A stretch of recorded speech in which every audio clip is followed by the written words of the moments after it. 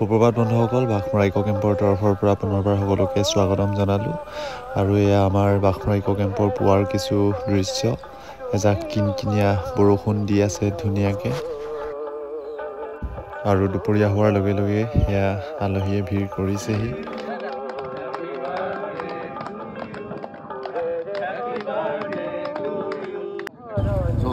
গোটেইখিনি থলুৱা বস্তু আৰু লগতে মানে কি আমাৰ ব্ৰহ্মপুত্ৰ পাৰতে হোৱা বস্তু, বাহিৰৰ পৰা অহা বস্তু নহয়। গতিকে সকলোৱে আহক, ভাল পাব খাই।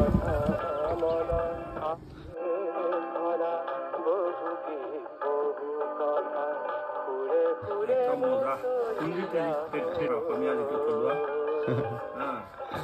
এইবোৰ বন্ধাত মানুহে বহুতে এতিয়া চিনি নাপায়। নাপায় দেই।